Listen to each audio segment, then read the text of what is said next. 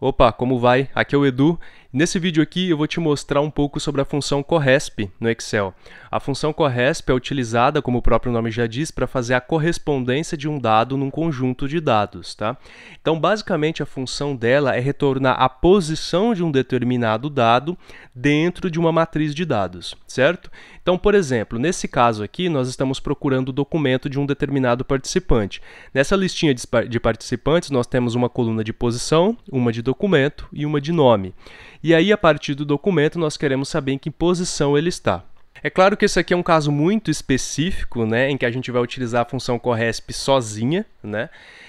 Geralmente ela é utilizada com outras funções, né, para haver aí uma dinâmica muito mais interessante na busca de dados, assim como as funções de sloc e índice, por exemplo. Mas é claro que em alguns casos muito específicos ela pode ser utilizada sozinha, sim, inclusive com alguns macetinhos depois que eu vou te ensinar mais para frente, para quando a gente tem intervalos um pouquinho diferentes ali do que o habitual.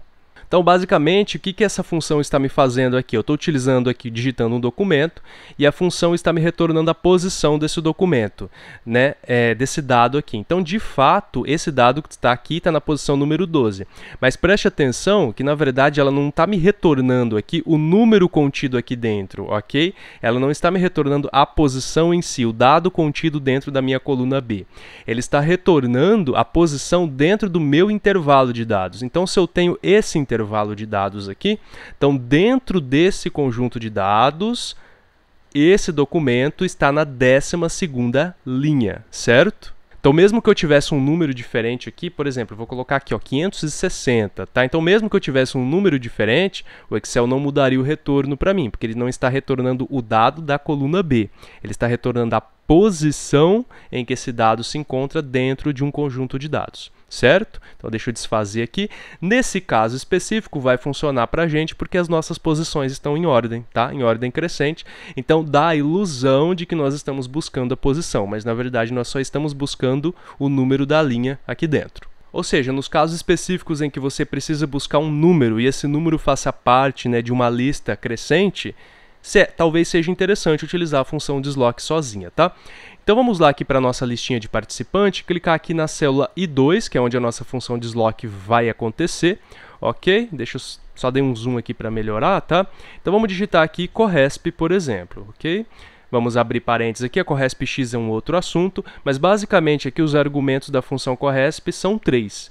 O valor procurado, a matriz e o tipo de correspondência. O valor procurado é justamente esse aqui, certo? Que está aqui no documento, esse é o número que a gente vai procurar, G2. Ponto e vírgula, e agora a matriz procurada, esse número dentro de qual intervalo?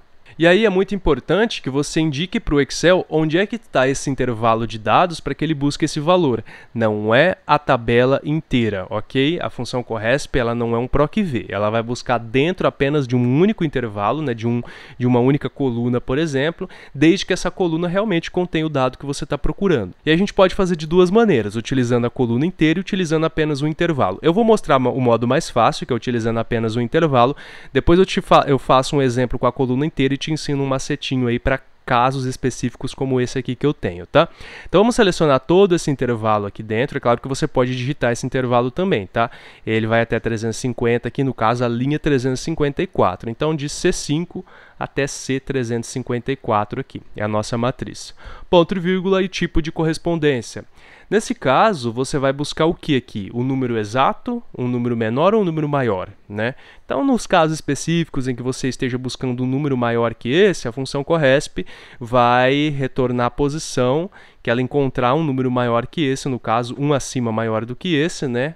O primeiro número que ela encontrar, ou um acima, um abaixo, né, desse, a primeira vez que ela encontrar utilizando os dados de cima para baixo, certo?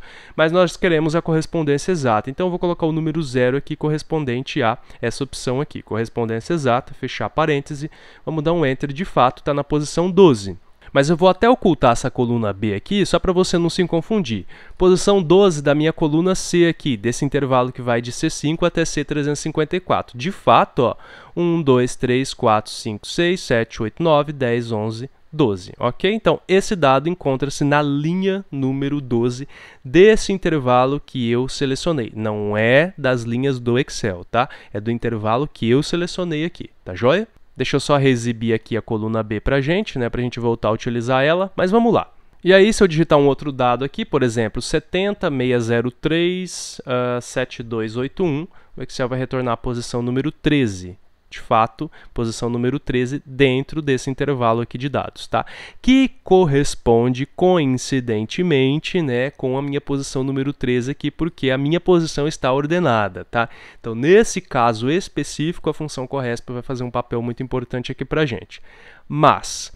E se eu quiser adicionar mais dados aqui mais adiante, né, encher minha tabela com mais dados, mais números, mais participantes aqui, o Excel não abrangeria, no caso, né, as outras células, as células que estão lá embaixo. E aí eu teria que fazer a modificação. Então aqui no caso não seria mais 354, eu teria que fazer uma expansão, né, do meu intervalo de matriz procurada. Nesse caso a gente pode utilizar a coluna completa, tá? Então deixa eu apagar daqui para cá.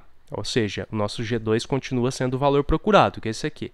Mas ao invés de a gente utilizar um intervalo específico da coluna C, a gente vai utilizar a coluna C inteira, tá? Então eu vou dar um clique aqui na coluna C, aqui em cima no título, ou então se você quiser, você pode digitar como está aqui, ó, C2.C. Então o Excel vai utilizar a coluna C inteira, ok? Ponto e vírgula e 0 para a correspondência exata, porque a gente quer buscar o número correto, tá? Vamos dar um Enter aqui e ver o que acontece. O Excel está buscando a minha posição número 17. Poxa, será que é 17 mesmo? Esse número aqui, ó, que é o 281, está aqui, né? Então, deixa eu até, inclusive, colocar um preenchimento nele só para você localizar ele aqui e saber o que a gente está fazendo, tá? Ele é, de fato, a posição 17? Não. Nesse intervalo de documentos que a gente utilizou anteriormente, ele seria a posição 17, mas como a gente está utilizando a coluna inteira, então o Excel está analisando desde a célula C1. Então, de fato, esse número encontra-se na célula 17, na linha 17, que é a linha do próprio Excel. Já que a gente está utilizando a coluna inteira, então ele está pegando desde a primeira célula, né? Então, de fato, esse dado encontra-se na linha número 17 da coluna C inteira. Se eu tenho um tipo de planilha como esse, né, que a gente tem um ordenamento aqui em ordem crescente dos números, eu poderia simplesmente consertar aqui a minha função para que ela consiga retornar normalmente qualquer outro tipo de dado aqui, respeitando as minhas posições. Por quê? Eu tenho que entender o seguinte, que a minha posição aqui, ela começa, né, as minhas posições começam na linha 5. Então, se eu estou utilizando a coluna C inteira, inclusive os dados que ainda não foram preenchidos, eu tenho que lembrar o Excel que eu tenho que excluir essas 4. Certo? Ele tem que começar a contar daqui para baixo? Não, ele vai continuar contando daqui para baixo, da C1 para baixo. Só que o número que ele retornar, ele vai ter que diminuir uma determinada quantidade de células que fazem parte justamente do meu cabeçalho, ou seja, das células que eu não estou utilizando para contagem, que não fazem parte da minha matriz, tá? Como é que eu posso consertar isso? Uma maneira simples é você vir aqui no final, né, e colocar simplesmente menos 4, né, que é o número de linhas que você quer ignorar. Vamos dar um Enter aqui. Agora, de fato, eu tenho a minha posição número 13. De fato, agora, realmente ele está na posição número 13, porque o Excel está contando 17, mas ele está tirando 4, que são as 4 primeiras linhas, né? Qual que é o problema nesse caso? O problema é que se você vier aqui, por exemplo, inserir mais uma linha, se você precisar inserir mais uma linha mais para frente, o teu resultado aqui vai dar errado, porque ele continua aqui sendo 13 nas minhas posições, né?